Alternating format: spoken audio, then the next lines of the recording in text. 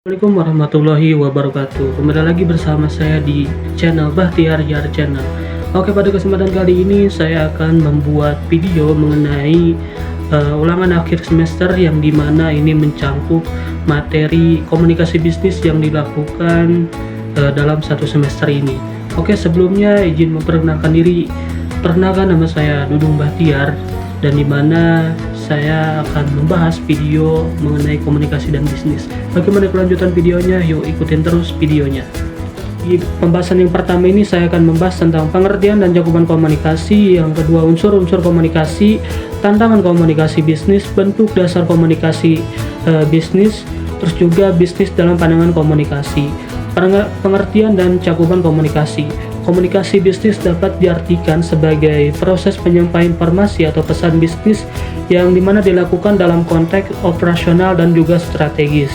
Nah, selanjutnya ada unsur-unsur komunikasi. Ada beberapa unsur yang dimana yang pertama ada pengiriman individu, yang kedua ada mengubah ide menjadi pesan, yang ketiga ada pemindahan pesan, yang keempat penerima individu, terus juga ada yang namanya yang terakhir memberi tanggapan. Terus juga ada tantangan komunikasi dalam bisnis. Ada beberapa tantangan. Yang pertama itu ada perbedaan budaya, yang kedua ada gangguan teknologi, yang ketiga ada ketersediaan sumber daya, terus juga ada yang keempat integrasi sistem. Nah, selanjutnya ada bentuk dasar komunikasi. Ada dua bentuk dasar komunikasi, yang dimana yang pertama itu ada komunikasi verbal, yang dimana sebagai contoh misalkan surat pengantar barang, terus juga surat teguran atau peringatan dan lainnya sebagainya. Yang kedua itu ada komunikasi nonverbal. Komunikasi nonverbal ini menggunakan simbol-simbol ataupun sinyal-sinyal perilaku atau tindakan untuk menyampaikan informasi. Nah, seperti itu. Nah, selanjutnya ada bisnis dalam pandangan komunikasi. Komunikasi yang efektif dalam bisnis ini memungkinkan partisipasi aktif dari semua stakeholders. Terus juga memfasilitasi umpan baik dan juga meningkatkan kualitas informasi yang disampaikan. Terus juga komunikasi bisnis ini adalah jantung dari setiap organisasi, yang dimana ini adalah proses pertukaran informasi ataupun ide serta pesan dari setiap individu dalam kelompok dalam konteks bisnis tentunya. Tujuan utamanya adalah untuk menyampaikan efektivitas dan juga efisiensi dalam mencapai tujuan organisasi. Pembahasan yang kedua, yang dimana saya akan membahas tentang komunikasi beserta tujuan, umpan balik, dan juga bentukannya. Kesalahpahaman memperbaiki komunikasi dalam organisasi, yang dimana komunikasi ini berfokus pada perkembangan dan juga peran komunikasi dalam lingkungan bisnis yang terus berubah di era globalisasi ataupun digitalisasi. Yang selanjutnya ada komunikasi yang efektif di antara karyawan dengan konsumen. Komunitas bisnis adalah sekelompok konsumen yang terorganisir dengan baik dengan menggunakan produk ataupun jasa dari penyedia B2B. Tujuan utamanya yang saya tangkap ada 3 tujuan utama. Yang pertama itu ada meningkatkan pemahaman dan juga kerjasama internal. Yang kedua ada membangun hubungan baik dengan pihak eksternal. Yang ketiga ataupun yang terakhir yaitu mendukung pengembalian keputusan yang tepat. Selanjutnya ada membangun komunikasi yang efektif antara perusahaan dengan pelanggan untuk meningkatkan kepuasan loyalitas pelanggan. Nah, ini itu membangun komunikasi yang efektif antara perusahaan dan pelanggan adalah kunci utama dalam menciptakan kepuasan dan juga loyalitas pelanggan. Nah, selanjutnya peran digitalisasi pada era sekarang, yaitu memanfaatkan teknologi komunikasi dengan meningkatkan peran komunikasi yang sangat penting dalam mempercepat proses penyampaian informasi di dalam organisasi maupun antar organisasi dan pihak eksternal. Namun percepatan komunikasi sering kali diikuti oleh risiko. Nah, selanjutnya ada komunikasi internal yang mendukung pencapaian tujuan organisasi dan kepuasan karyawan. Komunikasi internal yang efektif menjadi salah satu pilar penting untuk mencapai tujuan organisasi dan juga meningkatkan kepuasan karyawan. Yang selanjutnya ada membangun sistem komunikasi yang mampu mengatasi konflik ataupun kesalahpahaman di antara organisasi, tim, dan juga departemen. Konflik ini itu kesalahpahaman seringkali menjadi hambatan dalam kerja tim ataupun departemen, yang pada akhirnya dapat mempengaruhi kinerja dan juga efektivitas organisasi. Seperti itu. Lanjut ke pembahasan yang ketiga, yang dimana saya akan membahas tentang komunikasi dalam organisasi, terus juga pola komunikasi bisnis, mengelola komunikasi bisnis, masalah komunikasi dalam organisasi. Yang dimana yang pertama saya akan membahas tentang pengertian komunikasi dalam organisasi. Komunikasi dalam organisasi adalah proses pertukaran informasi dan juga ide yang dimana anggota ini untuk mencapai tujuan bersama gitu. Nah, selanjutnya ada pentingnya komunikasi dalam organisasi. Ada beberapa poin yang dimana saya rangkai dengan 3 poin saja. Yang pertama itu mempermudah koordinasi komunikasi yang baik. Terus juga ada yang namanya meningkatkan produktivitas. Yang ketiga, membangun hubungan yang baik. Nah, selanjutnya ada pola komunikasi dalam bisnis. Yang pertama itu ada komunikasi vertikal, yang kedua ada komunikasi horizontal, yang ketiga ada komunikasi diagonal. Nah, itu rangkaian yang mungkin saya sebutkan hanya 3 saja. Nah, selanjutnya ada mengelola komunikasi bisnis. Ada beberapa poin, saya ambil 3 saja poin. Yang pertama itu ada memilih media yang tepat. Yang kedua itu ada membuat pesan yang jelas dan juga ringkas. Yang ketiga yaitu mendorong umpan baik ataupun umpan balik ya, ataupun feedback seperti itu. Nah, selanjutnya ada masalah komunikasi dalam organisasi. Ada beberapa masalah dalam organisasi tentunya dalam komunikasinya. Yang pertama itu ada kurangnya kejelasan informasi. Yang kedua itu ada namanya distorisasi informasi. Yang kedua ada kurangnya, yang ketiga ataupun yang terakhir yaitu kurangnya transparansi. Nah, selanjutnya ada strategi mengatasi masalah komunikasi. Nah, ini strategi pemecahan masalahnya. Yang pertama itu untuk menciptakan saluran komunikasi yang jelas dan juga terbuka. Yang kedua yaitu mendorong transparansi dan juga kejujuran. Oke ya, yang dimana ini itu merupakan strategi masalah komunikasi. Nah, seperti itu. Ke pembahasan yang keempat, ya di sini saya akan membahas tentang jenis-jenis komunikasi bisnis. Nah, yang dimana saya akan membahas poin-poin, yaitu poin-poin apa sih komunikasi berdasarkan penyampaian, terus juga ada komunikasi berdasarkan perilaku, komunikasi berdasarkan kelangsungannya, yang keempat ataupun yang terakhir yaitu komunikasi berdasarkan maksud komunikasi. Nah, yang selanjutnya ada di sini yang pertama, poin pertamanya yaitu komunikasi berdasarkan penyampaian, yang dimana memiliki beberapa poin. Yang pertama itu ada komunikasi verbal ataupun lisan. Yang kedua itu ada komunikasi non-verbal ataupun tertulis. Nah, yang selanjutnya ada komunikasi berdasarkan perilaku. Ada beberapa poin juga. Di sini ada 2 poin, yaitu komunikasi informasi, terus juga ada komunikasi non formal. Terus yang selanjutnya ada komunikasi berdasarkan kelangsungannya. Nah, di sini ada beberapa poin, yang dimana poin yang pertama itu komunikasi langsung. Proses komunikasi dilakukan secara langsung tanpa bantuan pelantara orang ketiga. Nah, yang kedua itu ada manajemen. Proses komunikasinya dilaksanakan dengan bantuan pihak ketiga ataupun bantuan alat-alat media komunikasi. Nah, yang keempat itu ada yang namanya komunikasi berdasarkan maksud komunikasi. Ada beberapa contoh, misalkan kayak berpidato, memberi ceramah, terus juga memberi prasaran, terus juga wawancara, memberi perintah ataupun tugas. Nah, yang kelima yaitu komunikasi berdasarkan ruang lingkup. Poin pertamanya yaitu komunikasi internal. Terus yang kedua ada komunikasi eksternal. Nah, itu mungkin dari materi yang keempat. Lanjut ke pembahasan yang kelima, yang dimana saya akan membahas tentang kelebihan komunikasi terhadap bisnis. Yang dimana ini memiliki poin-poin, yang dimana poin pertama itu meningkatkan hubungan dengan pelanggan. Yang kedua yaitu mendorong kerjasama dan juga kemitraan. Yang ketiga meningkatkan produktivitas. Yang keempat itu mempercepat pengembalian keputusan. Dan yang kelima itu membangun kepercayaan dan juga loyalitas. Yang keenam yaitu meningkatkan efisiensi operasional. Nah, selanjutnya ada kekurangan komunikasi terhadap komunikasi bisnis.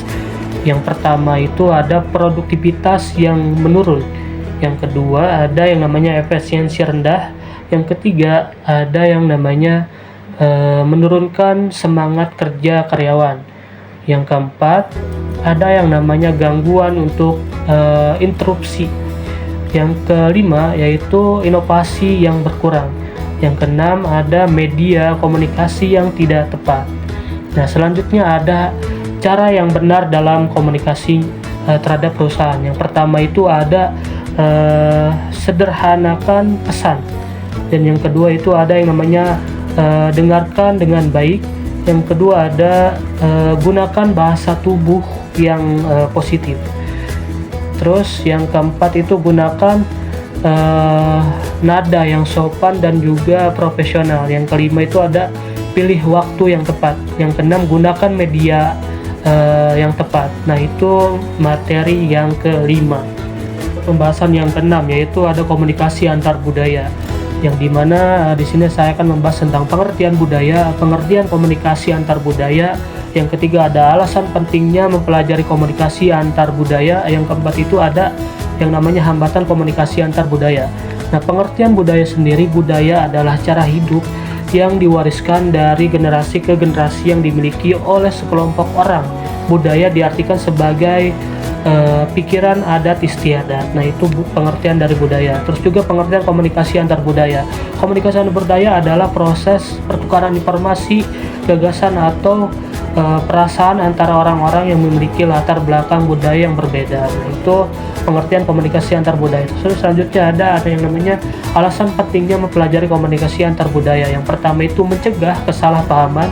Yang kedua yaitu meningkatkan efektivitas dalam bisnis internasional. Yang ketiga ada globalisasi dan mobilitas manusia. Yang keempat yaitu peningkatan karir dan juga kompetisi global. Yang selanjutnya ada hambatan komunikasi antar budaya. Yang pertama itu ada yang namanya perbedaan bahasa. Yang kedua itu perbedaan norma dan nilai budaya. Yang ketiga perbedaan tempat, waktu, cuaca, dan juga lain sebagainya. Yang keempat yaitu perbedaan media komunikasi. Nah, perlu kita ketahui bahwasannya hambatan komunikasi antar budaya ini sangat berdampak pada kita. Karena apa ya? Dengan adanya budaya yang berbeda-beda, yang dimana dalam artian itu bahwasannya negara kita ini negara yang sangat kaya raya. Nah, itu sisi baiknya dari negara kita. Nah, itu sisinya.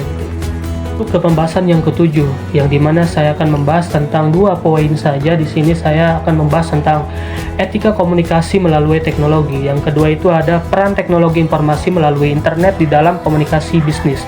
Oke, yang pertama itu ada yang namanya etika komunikasi melalui teknologi. Peran etika komunikasi melalui teknologi, terutamanya di media sosial, sangat penting untuk menciptakan interaksi yang positif dan juga produktif. Nah, di sini ada beberapa yang bisa saya terapkan ataupun yang bisa kalian contoh. Misalkan saya beri contoh saja 4 poin, yang dimana poin ini itu etika yang dapat diterapkan dalam penggunaan TIK gitu.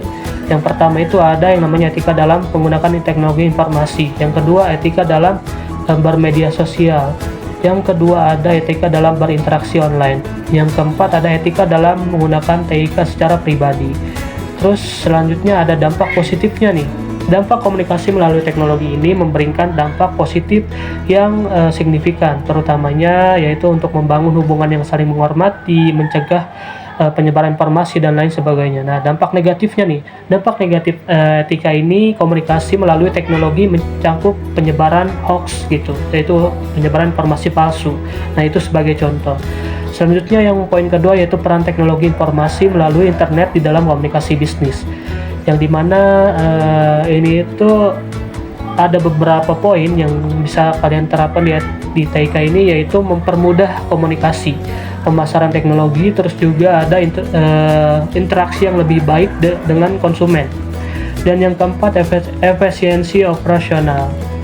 Nah, seperti itu. Nah, dampak positifnya peran teknologi informasi ini melalui internet dapat melakukan termasuk meningkatkan efisiensi operasional dan juga aksesibilitas informasi. Nah, juga dampak negatif peran teknologi informasi melalui internet ini yaitu mencakup resiko kejahatan cyber seperti penipuan online dan juga pembajakan data. Nah, seperti itu. Masuk ke pembahasan yang ke-8, yang dimana saya akan membahas tentang beberapa poin. Poin pertamanya yaitu pusat bisnis. Pusat bisnis adalah area yang menjadi pusat kegiatan ekonomi seperti perkantoran, bank, perusahaan besar, dan lain sebagainya. Sebagai contoh, misalkan pusat bisnis yaitu Central Business District ataupun CBD di kota-kota besar. Terus juga pembagian surat. Contoh yang pertama yaitu surat pribadi digunakan untuk komunikasi non formal. Yang kedua yaitu surat resmi digunakan oleh instansi ataupun perusahaan dengan format baku. Yang ketiga surat niaga berisi komunikasi bisnis seperti penawaran ataupun permintaan kerjasama. Yang ketiga, poin ketiga yaitu tujuan surat bisnis. Yang pertama, sarana komunikasi resmi antara perusahaan membangun kerja sama dengan hubungan profesional sebagai bukti tertulis dalam transaksi bisnis.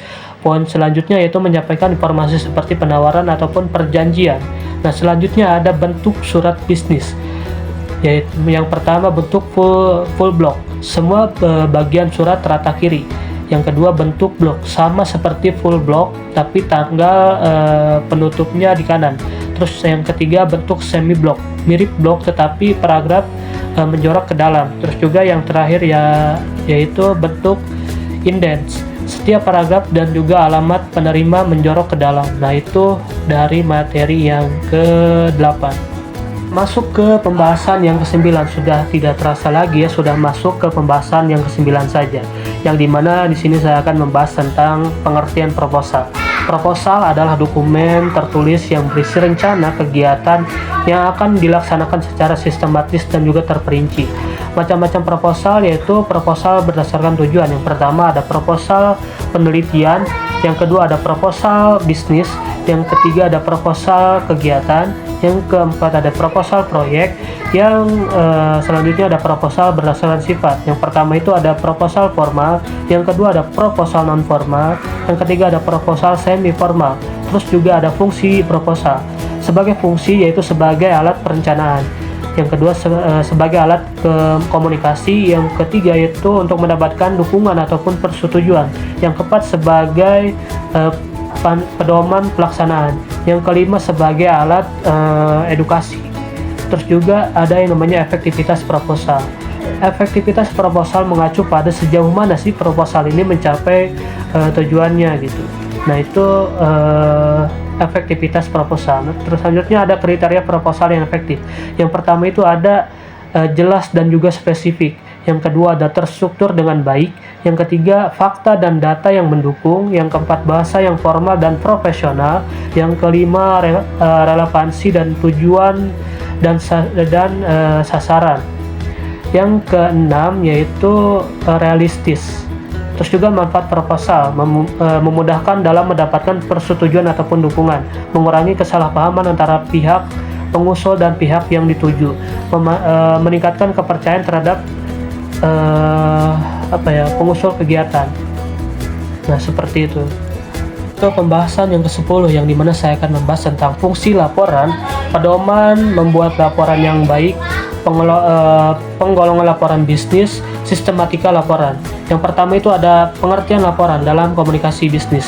Laporan dalam komunikasi bisnis adalah dokumen yang berisi informasi. Nah, seperti itu. Fungsi laporan dalam komunikasi ada beberapa fungsi, yaitu untuk memberikan informasi tentang kinerja bisnis. Yang kedua, membantu menganalisis data. Yang ketiga, memantau implementasi kebijakan. Yang keempat, memenuhi persyaratan hukum. Yang kelima yaitu mendokumentasikan prestasi kerja. Yang keenam, membantu memperoleh sumber pendanaan. Terus juga ada pedoman membuat laporan yang baik, yang dimana di sini ada beberapa poin. Yang pertama itu ada tentukan tujuan. Yang kedua, gunakan bahasa formal. Yang ketiga, struktur sistematis. Yang keempat, data akurat. Yang kelima, format konsisten. Yang keenam yaitu tinjauan ulang. Terus juga ada pengolahan laporan bisnis. Yang pertama ada berdasarkan dengan tujuan, berdasarkan dengan waktu, berdasarkan sifat informasi. Nah, selanjutnya yang keempat berdasarkan bentuk, berdasarkan media, dan yang selanjutnya ada materi tentang sistematika laporan. Yang dimana ini ada beberapa poin juga, yaitu halaman judul, ringkasan, eksekutif, pendahuluan, terus juga isi ataupun pembahasan. Yang selanjutnya ada kesimpulan, rekomendasi jika perlu, lampiran operasional, terus juga daftar pustaka. Nah, seperti itu di materi yang ke-10 ini. Masuk ke pembahasan yang terakhir ya. Sudah tidak terasa lagi, kita masuk ke pembahasan yang terakhir saja ya. Yang dimana pembahasan terakhir ini saya akan membahas tentang peran teknologi dalam komunikasi bisnis, baik tertulis, lisan, dan juga pengaruhnya.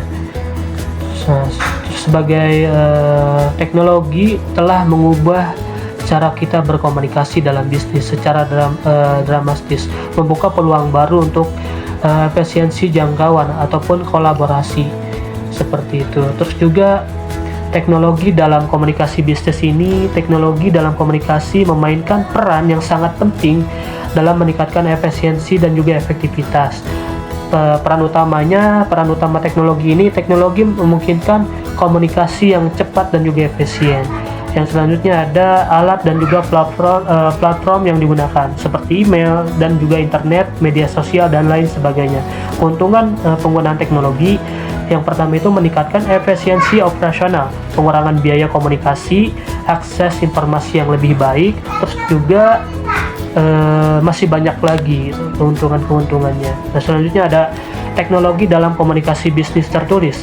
Nah, definisi ini itu sangat penting bagi komunikasi tertulis dalam mencakup semua bentuk komunikasi yang dimana dilakukan melalui tulisan seperti email, laporan, memo, dan surat resmi. Terus juga alat media yang digunakan seperti email, dokumen digital, platform kolaborasi. Nah, keuntungan yang didapatkan komunikasi tertulis yaitu permanen dapat diarsipkan. Terus juga kejelasan pesan, mendukung pendelegasian tanggung jawab. Keuntungan komunikasi tertulis, kurangnya interaksi langsung, terus juga waktu respon yang lambat, keterampilan menulis yang diperlukan. Ini kerugian ya, bisa dibilang kerugiannya gitu.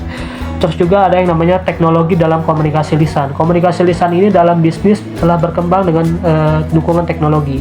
Terus juga ada fungsionalitas teknologi baru ataupun telekonferensi dan video call, seperti konsep dasarnya, manfaatnya, fleksibilitas, dan juga decision-nya. Terus juga alat pendukungnya, contohnya misalkan pagar telepon, voicemail, terus juga tools modern, terus juga video conference tool, screen sharing, dan juga real time chat. Nah, seperti itu. Nah, implementasinya praktik bisnis, presentasi bisnis, yaitu importance of effective speaking skill. Yang kedua, praktikalitas dalam konteks bisnis. Terus juga rapat virtual. Pengaruh teknologi terhadap komunikasi ini sangat signifikan. Pertama, teknologi meningkatkan kecepatan aliran informasi. Nah, itu sebagai contoh saja. Mungkin itu dari materi yang terakhir. Oke, mungkin itu pembahasan terakhir yang bisa saya sampaikan kepada teman-teman semuanya. Semoga dengan adanya video ini bermanfaat untuk teman-teman semuanya, agar kita bisa belajar berkomunikasi dengan baik dan juga sesuai dengan prosedurnya. Nah, itu mungkin materi komunikasi bisnis yang dimana ini dilakukan dalam rangkaian UAS ataupun ulangan akhir semester. Saya sendiri mohon maaf bila ada kata-kata salah, karena saya pribadi, saya seorang mahasiswa, artinya saya masih belajar dalam menyampaikan pembelajaran ini. Sekiranya ada perkataan yang kurang berkenan, saya mohon maaf. Saya Dudung Bahtiar, saya pamit. Dan jangan lupa untuk teman-teman semuanya, jika suka, like, komen, dan subscribe video ini, dan share ke teman-teman semuanya, agar semuanya bisa dapat manfaatnya. Seperti itu. Oke, terima kasih. Assalamualaikum warahmatullahi wabarakatuh.